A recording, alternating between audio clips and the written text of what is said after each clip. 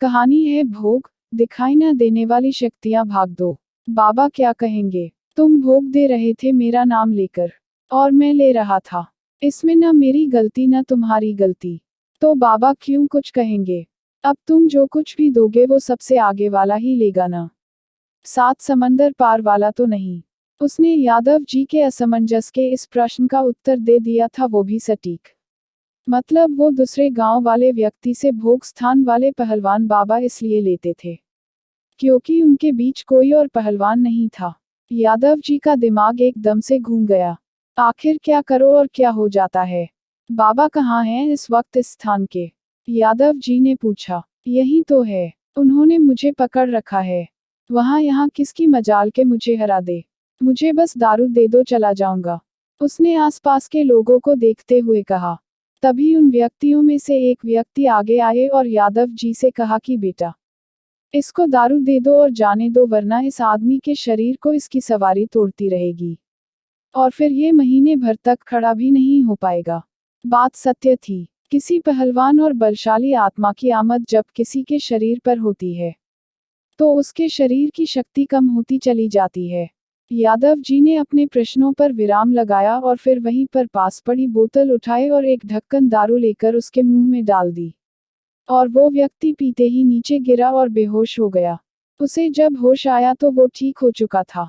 पहलवान बाबा के स्थान पर उसने दंडवत प्रणाम किया और धीरे धीरे सब वहां से चले गए। और यादव जी भी अपने घर आ गए।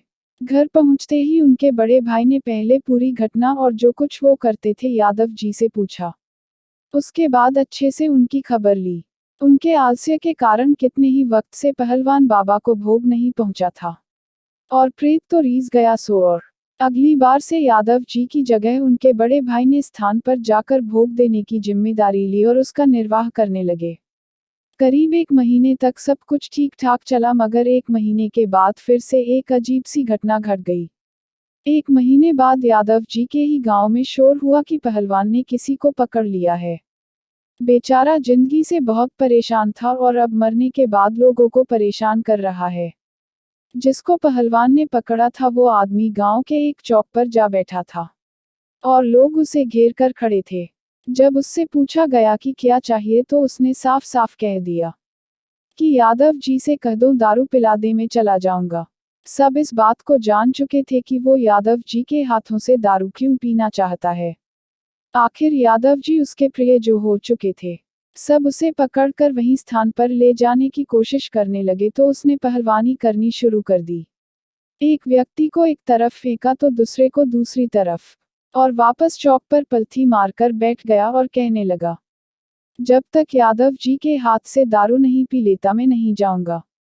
उसकी पहलवानी देखकर किसी की फिर हिम्मत न हुई कि वो उसे पकड़ते। अब शेष सिर्फ एक ही मार्ग था कि यादव जी को बुलाया जाए। सबने जाकर यादव जी को बुलाया और यादव जी इस बार तुरंत तैयार हो गए। शायद उन्हें कुछ प्रश्नों के उत्तर चाहिए थे। वो तुरंत जाकर वहां पहुंच गए। वो पहलवान उन्हें देखकर ऐसे खुश हुआ जैसे किसी अपने से वर्षों बाद मिल रहा हो। यादव जी आओ, देखो ये लोग मुझे मारने आ रहे थे। उसने अपना झूठा सा दर्द बयां कर यादव जी की सांत्वना पानी चाहिए। क्यों परेशान कर रहे हो? दारू लेनी है तो और किसी से भी ले लो, मुझे क्यों पीड़ित कर रखा है?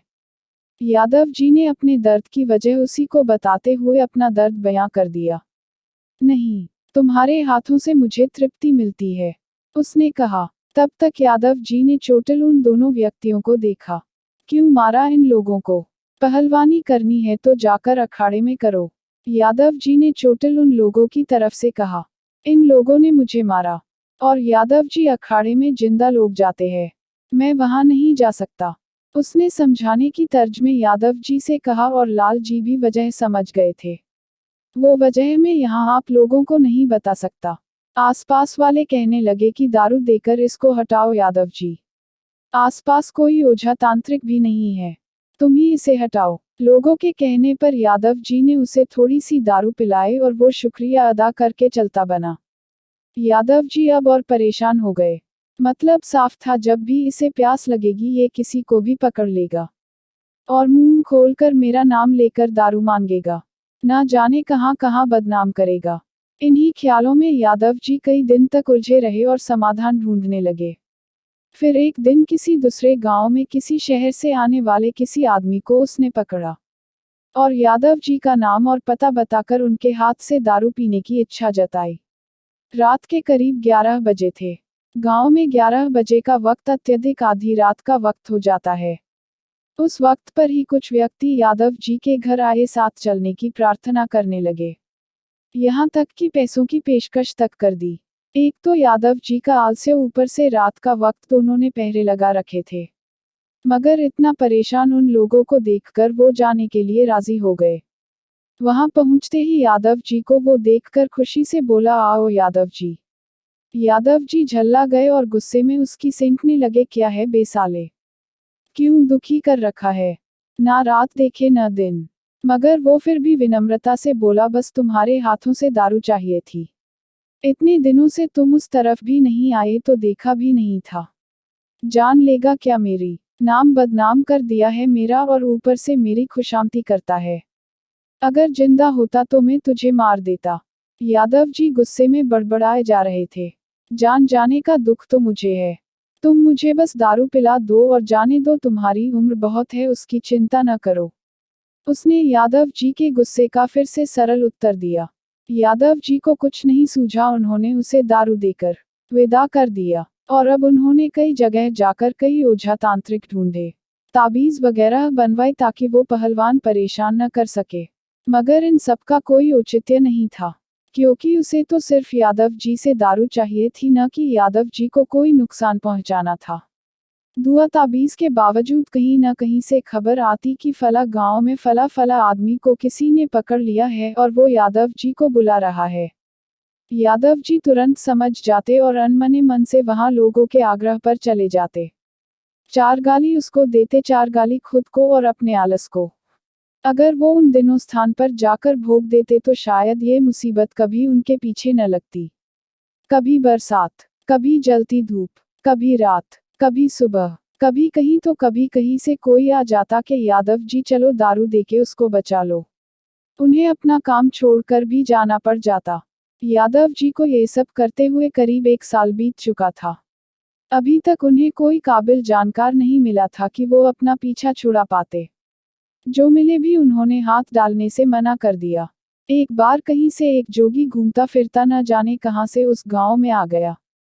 उसने यादव जी के घर का पता पूछा और यादव जी के घर पहुंच गया।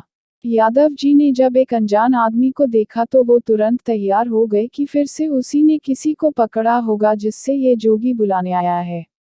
लाल जी, आपसे एक बात करनी है, क्या आप मेरे साथ थोड़ी देर के लिए बाहर आएंगे? जोगी ने यादव जी से कहा। यादव जी को और उनके बड़े भाई को भी थोड़ी हैरानी हुई कि बुलाने नहीं आए, सिर्फ बात करने आए हैं। जोगी यादव जी को एक किनारे ले गए। मैंने एक पहलवान जैसे आदमी को वहां रेल की पटरी पर देखा है, वो मर चुका है। उसने मुझे तुम तक ये संदेश देने को कहा है कि तुम उसे दारू पिलाओ एक निश्चित समय अंतराल पर। क्या तुम जानते हो उसे? जोगी ने यादव जी से कहा। इतना कहना था कि यादव जी ने सारी अपनी व्यथा जोगी को सुना दी और कहा कि शायद ये मेरी भाग्य ही है, जो मुझे अपने आलस की सजा इस कदर मिल रही है। जोगी ने सारी बात सुनी और कहा कि मैं तुम्हें इससे निजात दिला सकता हूँ, मगर तुम्हें इसके लिए एक दारू की बोतल के साथ मेरे साथ आना होगा वहीं पर। यादव जी को तो जैसे भगवान मिल गए। आखिर किसी ने तो कहा कि वो उन्हें निजात दिला सकता है। यादव जी फिर उस जोगी के कहने पर छत से भी कूद जाते। वो इस बात के लिए राजी हो गए। यादव जी ने उन्हें अपने घर में ही ठहराया। वो एक विचरण करते जोगी थे। उस वक्त में इस तरह के साधु अक्सर हुआ करते थे, जो अपना ठिकाना एक जगह नहीं बनाते थे और जन कल्याण में जीवन समर्पित कर देते थे। वो यादव जी के घर एक दिन रुके और सिर्फ फलाहार किया।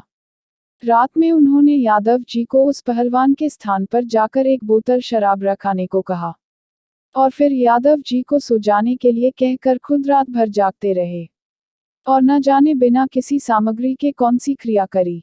सुबह उठकर उन्होंने एक डिबिया सी दिखाई यादव जी को और उनके बड़े भाई को और कहा कि इसे रख लो। जब कभी पहलवान से कोई काम करवाना हो तो ये डिबिया खोलकर थोड़ी सी शराब पिला देना। तुम्हारा सारा कहा मानेगा, लेकिन इस डिबिया को कभी खाली मत करना। इस प्रकार यादव जी को उस पहलवान से छुटकारा मिला। अतः यादव जी ने भेंट स्वरूप जोगी बाबा को नए वस्त्र दिए, जिसे उन्होंने खुशी से स्वीकार किया और अपने रास्ते चल दिए। यादव जी के लिए तो वो साक्षात भगवान का अवतार थे। तब से यादव जी ने निर्णय लिया कि आलस को दोबारा हावी नहीं होने देंगे, और न ही बिना जाने कहीं भी किसी को भी भोग देंगे। दोस्तों, इस घटना को जानने के बाद ये सीख मिली है कई लोगों को कि कहीं भी किसी के भी नाम से भोग नहीं देना चाहिए, क्योंकि हम नहीं जानते कि उसे कौन ले रहा है। कई लोग इस तरह से भोग अर्पित करते हैं। याद रखिए, हर भोग विधिवत होना चाहिए। यूं ही बिना जानकारी के सिर्फ नाम लेकर अर्पित किया गया भोग अक्सर दूसरी शक्तियां ही ग्रहण करती है और इसकी आदी हो जाती है। इसलिए बिना किसी जानकार की सलाह के ऐसा कार्य बिल्कुल न करें। अगर आपको कहानी पसंद आए तो लाइक और शेयर कीजिए और चैनल को सब्सक्राइब करना मत भूलिए।